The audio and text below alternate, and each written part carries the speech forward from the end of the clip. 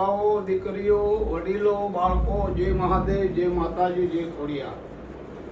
તમારા 18 વર્ષના તમારા હાથથી મોઢા ધોવાઈ જાય, તમારા બધાની તબિયત હેલ્પ રહે, ખૂબ નાણું આવે, સારું ધન આવે, દીકરાની વહુથી ઘરમાં લક્ષ્મી આવે તો બરકત રહે, દીકરીથી ના આવે તો ગમે ત્યારે દીકરીને વળાવવી પડે એટલે જતી રહે, દીકરાની વહુથી લક્ષ્મી આવે તો બધી જતી નથી. ખાસ ધ્યાન રાખજો અણભક્તો. હંમેશ માટે કહું છું ને કહેતો આવું છું, ખૂબ તમને ઈશ્વર સિવાય કોઈની જરૂર ન પડે. આમ આપણે માટેની જરૂર પડે, જરૂર બધાને, આમ બધાની જરૂર, પણ આમ ભગવાન તમને કોઈના હોશિયારા ના બનાવે. એ રોજ મારી પ્રાર્થના ચાલુ છે 18 વર્ષ માટે. બ્રાહ્મણને બધી આખું ઓળખી હોય, સમજી લેજો, એને બ્રાહ્મણ કહેવામાં આવે. 18 વર્ષને મારા આશીર્વાદ છે. ખૂબ સુખી થાઓ, ખૂબ આગળ આવો. તમારા બાળકો ભણી ગણીને હોશિયાર બને, સારા વિચારો આવે અને તમને મા બાપને કોઈ દગો આપીને ક્યાંય જાય નહીં. પહેલા માતા પિતા, પહેલું સ્થાન ભગવાનનું, બીજું માતાનું, ત્રીજું ગુરુનું. ખાસ ધ્યાન રાખજો હંમેશ માટે. આપણી ગાય માતા રોજની 50,000 કતલખાને જાય છે. એનો મેન અગ્રવાલ છે, મેન ઓનર છે અગ્રવાલ સતીશ, અને કબીરનું નામ રાખેલું છે. આ સરકારને મારે એટલું જ કહેવાનું છે, સરકાર છે એ માય બાપ છે. માતા પિતા જો બાળકોનું ધ્યાન ના રાખે તો કોણ ધ્યાન રાખશે? સરકાર કોને કહેવાય? રાજા કોને કહેવાય? राजा एक राम था, धोबी ना कहवाते सीता को वन दे दिया था, इसको राजा बोला जाता है. इसको सबको मैं प्रार्थना करता हूँ कि सब कोई हिंसा थवी न जोवे. બધાએ લાયસન્સ સરકારને એક મારી પ્રાર્થના છે, કોઈ જીવ હત્યા ના થવી જોઈએ. ગાય માતાની એક નહીં, કોઈ જીવ હત્યા થવી ન જોઈએ. એ લાયસન્સ બંધ કરાવો. 18 વર્ષ થઈ, નસીબમાં હશે પૈસા આવશે. ગાય માતા જો આપણી બંધ થશે, જીવ હત્યા બધી બંધ થઈ જશે ભારતની અંદર, તો તમારા બધાના સવાસ, ધંધો, કમાણી, રોજી, તમામ વસ્તુ સારી થશે. તમને કોઈ ઠપાટ મારી હોય, તમને કેટલું લાગે? મને કોઈ ઠપાટ મારી હોય તો હાલો આગળ, તો કેટલું લાગે? એટલે જીવ હત્યા મહાન પાપ છે, સમજી લેજો.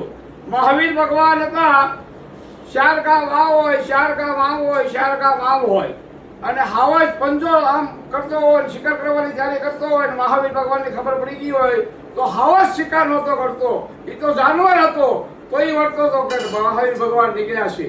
એ અણભક્તો સમજી જાઓ.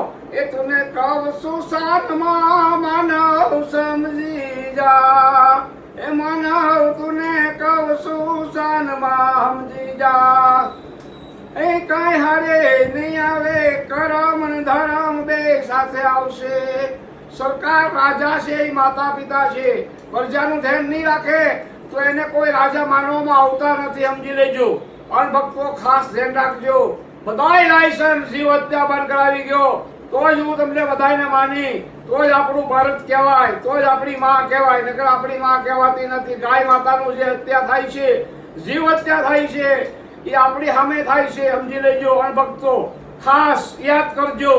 બધા જાગૃતિ 18 વર્ષ થાવ ને આ લાયસન્સ બંધ કરાવો. બાકી તમારે કઈ કરવું હોય કે ના કરવું હોય તમારી ઈચ્છા, પણ આ જીવ હત્યા બંધ કરાવશો તો તમારા ખાસ બધાના સવાસ બંધ થશે. હવે મારી તબિયત બરોબર રહેતી નથી, નકર હું એકલો જીન બંધ કરાવું એટલી મારામાં તાકાત છે, સમજી લેજો. અણભક્તો બરવાળાની અંદર આજથી 40-45 વર્ષ પહેલા કતલખાનું હતું. જાંબા અને જોરુબા દરબાર કહેવાય. એક જ જણે મેં એને કીધું હતું, દરબાર તમારા ગામની અંદર કતલખાનું, આખું દરબાર નીકળી પડ્યું હતું અને કતલખાનું બંધ કરાવ્યું હતું બરવાળાની અંદર. ઘેલાસરના બરવાળા કહેવાય.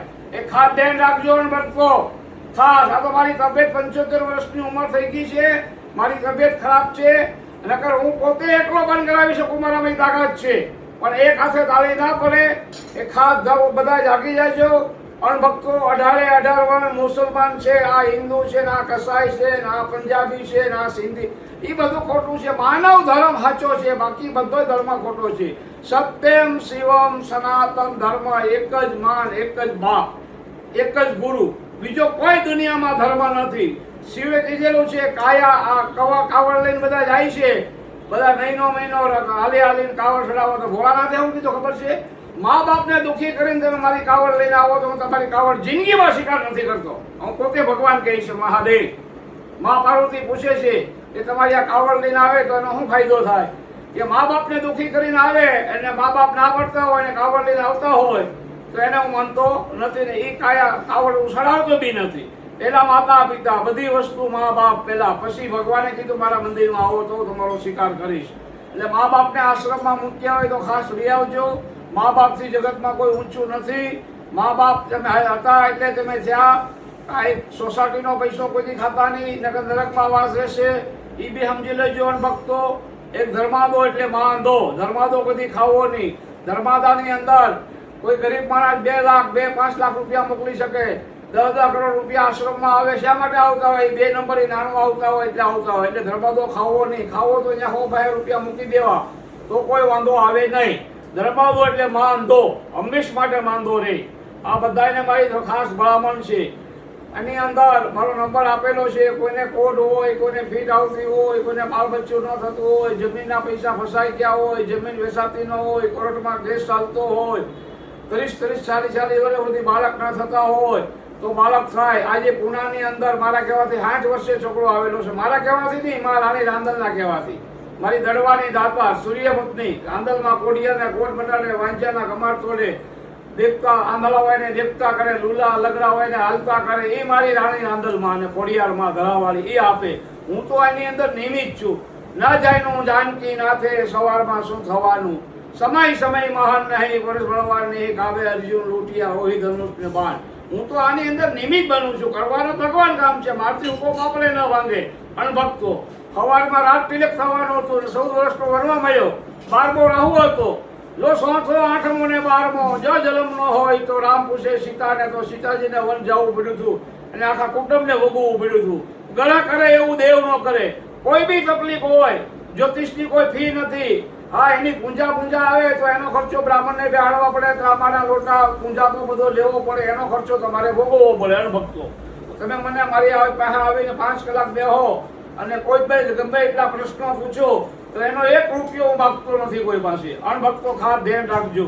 કોઈને ઈચ્છા હોય, શ્રદ્ધા હોય, ભાવ હોય, દરવાજા ભગવાને બધા મૂકેલા જ છે. આંખમાં કણું કઢાવ્યું હોય તો કઢાવવું પડે. કપડાં ધોવો તો મેલ જાય, દાન કરો તો ધોજ જાય. બેંકમાં પૈસા ન હોય તો કોઈને ચેક આપ્યો હોય તો ચેક પાસ ન થાય. એમ પુણે લક્ષ્મી, પુણે બારજા, પૂન હોય તો જ બધી વસ્તુ પ્રાપ્તિ થાય. આ અત્યારની અંદર હું તમને કાલની અધૂરી થોડી કથા રહી ગઈ છે. રામની રામે શેરબંધો રામેશ્વર સ્થાપના કરી અને પછી અયોધ્યા જવા નીકળ્યા વિમાન લઈને. અને હજી અયોધ્યા ભગવાનની ચારી હતી ત્યાં સીતામાં વર્તી ગયા કે હનુમાનની માને મળવા જવાનું છે. રામને હના કરી સીતામાએ કે વિમાન પાછું વાળો. અંજલિ પાસે પગી ગયા ડાયરેક્ટ. હનુમાન દોડીને ગયા એની મા પાસે. એની માના ખોળામાં માથું રાખી અને રોવા મળ્યો. ખૂબ પ્રેમ કર્યો, ખૂબ લાગણી કરી. રામ સીતા લક્ષ્મણને પીગે લાગ્યા અંજલિમાં. અહીંયા રસોઈ બનાવી, જમવા બેઠા.